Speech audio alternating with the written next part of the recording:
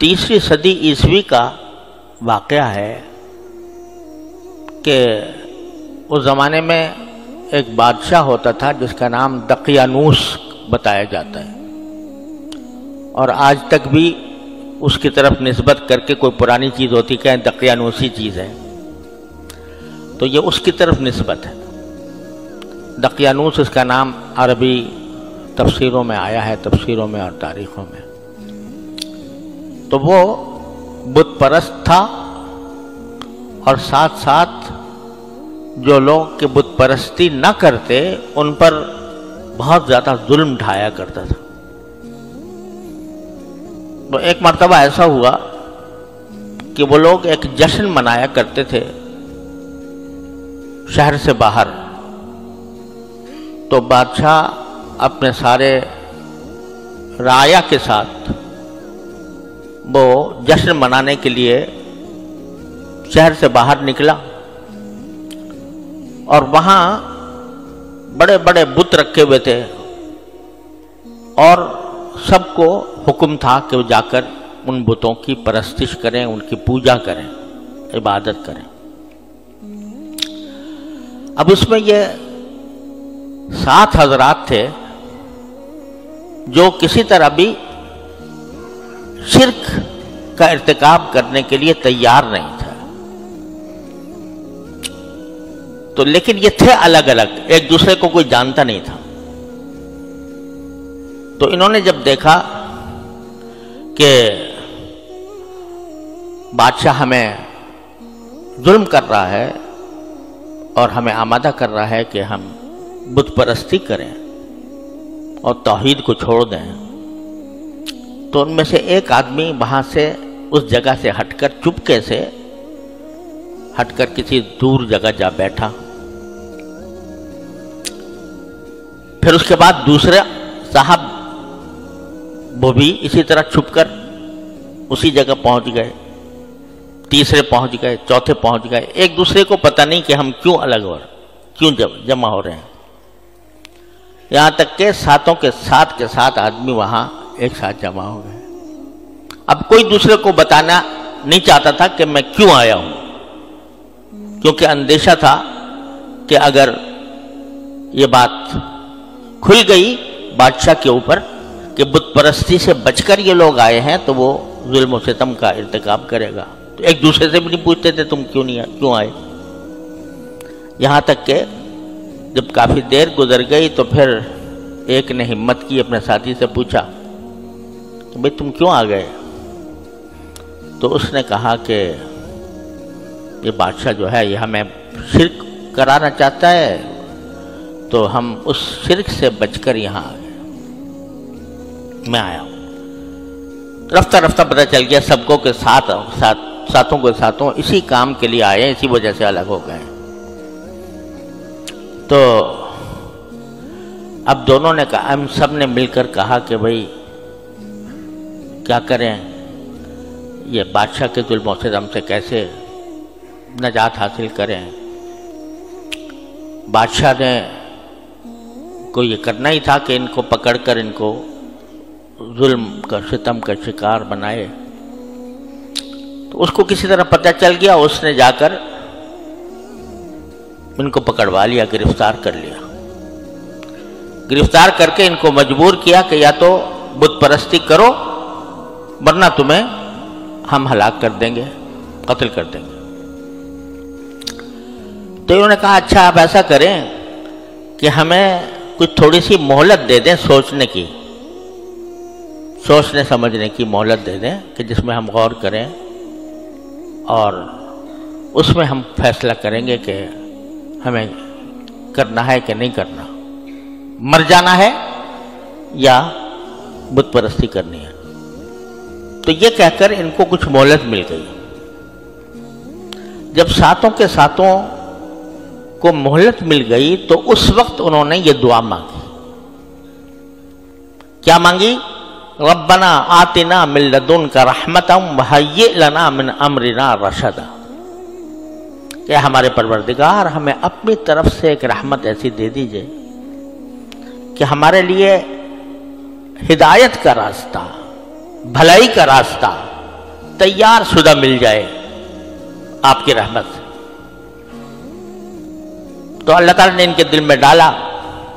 تو انہوں نے کہا وَإِذْ اعْتَزَلْتُمُوهُمْ وَمَا يَعْبُدُونَ إِلَّا اللَّهَ فَأْوُوا إِلَى الْكَهْفِ يَنشُرْ لَكُم مِّن رَّحْمَتِهِ وَيُهَيِّئْ لَكُم مِّنْ أَمْرِهِ مِرْفَقًا. تو انہوں نے کہا کہ جب تم ان بادشاہ سے کنارہ کشی اختیار کر کے آ ہی گئے ہو اور تم نے ان کو بھی چھوڑ دیا اور جن خداؤں کو وہ مانتے تھے ان کو بھی چھوڑ دیا، تو اب ایسا کرو کہ ایک غار میں جا کر پناہ لے لیتے ہیں. فَأْوُوا إِلَى الْكَهْفِ، اور پناہ لے لو ایک غار میں.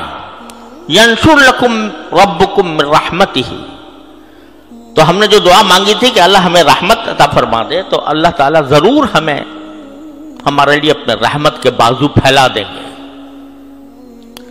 اور وَيُهَيِّئْ لَكُم مِّنْ أَمْرِكُم مِّرْفَقًا، ہم نے کہا تھا کہ ہمارے لیے راستہ تیار کر دیجئے، ہدایت کا راستہ، بھلائی کا راستہ. تو اللہ تعالیٰ ضرور اس دعا کو قبول کر کے ہمارے لیے راستہ تیار کر دیں گے، آسانی کا راستہ، راحت کا راستہ.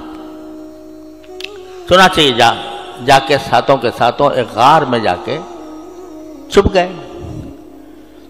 تو اللہ تعالیٰ فرماتے ہیں کہ ہم نے ان کے چھپنے کے بعد وہ لیٹے غار میں، تو فَضَرَبْنَا عَلَىٰ آذَانِهِمْ فِي الْكَهْفِ، تو ہم نے اس غار کے اندر ان کے کانوں پر تھپکی دی، جیسے کسی بچے کو سنانے کے لیے دی جاتی ہے. ان کے کانوں پر تھپکی دی، اس کا نتیجہ ہوا نیند آ گئی. اور نیند کس طرح؟ فَلَبِثُوا فِي الْكَهْفِ سِنِينَ عَدَدًا، کہ وہ کئی سال تک اسی غار میں سوتے رہے. اور آگے جا کر قرآن کریم نے ان سالوں کی تعداد بھی بتائی کہ 300 سنین وازدادوا 9، 309 سال غار میں سوتے رہے. غار میں سوتے رہے 309 سال.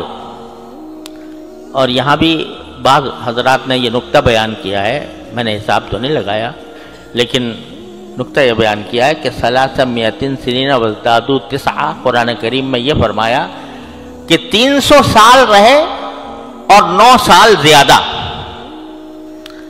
تو 300 سال تھے شمسی حساب سے، اور 9 سال اس میں بڑھ گئے قمری حساب سے. تو اللہ تبارک و تعالیٰ نے یوں نہیں کہا کہ 309 سال رہے، بلکہ فرمایا کہ 300 سال رہے اور 9 سال کا اضافہ کیا.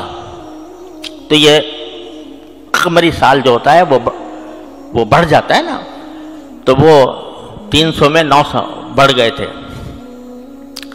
309 سال پڑے سوتے رہے. اور قرآن کریم نے نقشہ کھینچا ہے اس کا کہ کس طرح سوتے رہے کہ وَنُقَلِّبُهُمْ ذَاتِ الْيَمِينِ وَذَاتِ الشِّمَالِ، ہم ان کو پلٹتے رہتے تھے، کبھی دائیں طرف کبھی بائیں طرف، یعنی اسی نیند کی حالت میں ان کو کروٹیں دیتے رہتے تھے، کیونکہ سیدھے اگر لیٹے رہتے تو زخم آ جاتے ہیں پشت کے اوپر. لیکن ہم ان کو دائیں طرف بھی پلٹتے تھے، بائیں طرف بھی پلٹتے تھے. 300 سال تک کروٹیں دلواتے رہے ان کو.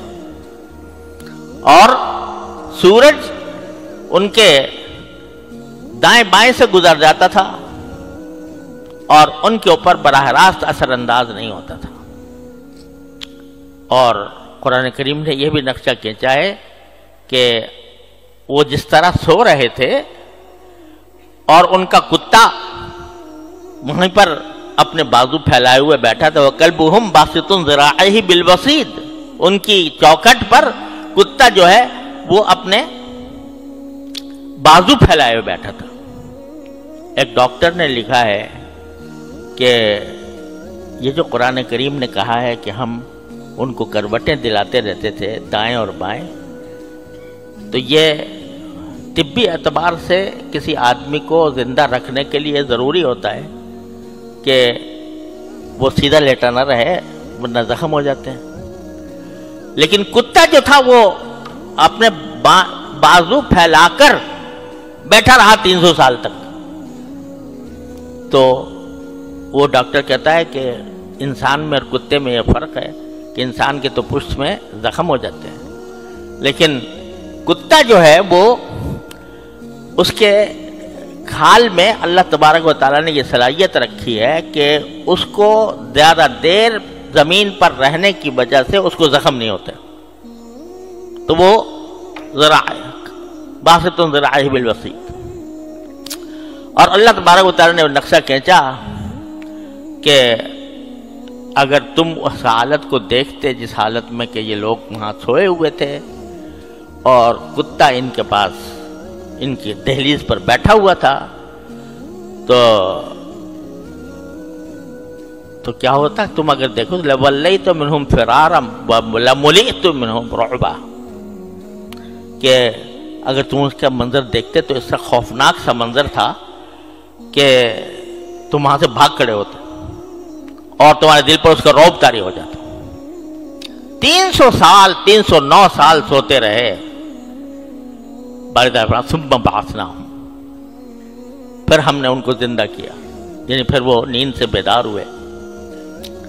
تو نیند سے جب بیدار ہوئے تو نیند سے بیدار ہو کر آپس میں ایک دوسرے سے پوچھ رہے ہیں کہ بھئی کتنے دیر ہم سوتے رہے. تو کسی نے کہا کہ بھئی ایک دن سوئے، کسی نے کہا کہ ایک دن کا کچھ حصہ سوئے. آخر کار انہوں نے کہا کہ چلو بھئی پتہ نہیں کتنا سوئے، یہ تو الگ بات ہے، لیکن بھوک لگی ہوئی ہے تو کوئی کھانے پینے کا انتظام کرو. تو کسی سے اپنے ساتھی سے کہا کہ بھئی چلو کچھ چاندی کے سکے، کچھ سکے تھے ان کے پاس، وہ جا کر کھانا تلاش کرو. اور دیکھو اتنی احتیاط کے ساتھ کہا کہ جاؤ ابعثوا احدکم، کسی کو بھیج دو، بورقکم ہذہ، یہ چاندی کے جو سکے تمہارے پاس ہیں یہ لے کر بھیجو. فلینظر ایھا ازکی طعاما، جا کر وہ تلاش کرے کہ بھئی کون سا کھانا حلال ہے، کیونکہ سب بت پرست تھے نا ان کے خیال میں. تو کھانا تلاش کرو اور حلال کھانا تلاش کرو. اس حالت میں بھی یہ فکر تھی کہ بھئی کھانا حرام نہ ہو. تو ایھا ازکی طعاما فلیأتکم برزق منہ ولیتلطف، اور ذرا چھپ چھپ کے جانا آرام سے. ولا یشعرن بکم احدا، کسی کو پتہ بھی نہ چلے کہ تم کہاں سے آ رہے ہو. ابھی جب سکے لے کر گیا کھانے وانے لینے کے لیے، تو جو آدمی بیچ رہا تھا اس نے ان کی شکل اوپر سے نیچے دیکھی کہ تم کہاں سے آ گئے. تو اس نے کہا یہ سکے لے کے آیا ہوں کھانے کے لیے. کہا یہ تو 300 سال پرانے سکے ہیں، یہ اب نہیں چلتے. تب ان کو احساس ہوا کہ ہمیں 309 سال زندہ رہے. جب پوچھا بھائی آئے کہاں سے تمہارے پاس یہ سکے، تو پھر انہوں نے سارا ماجرا بیان کیا کہ اس طرح ہوا تھا، ہمارا بادشاہ ظالم تھا. کہا کہ اللہ کا شکر ہے اب وہ سب بادشاہ ختم ہو گیا اور اب یہاں اچھے لوگ آباد ہیں، اس میں کوئی ظلم کرنے والا نہیں ہے، اب آرام سے رہو، آرام سے کھاؤ پیو. یہ قصہ اللہ تبارک و تعالی نے بیان فرمایا سورہ کہف میں.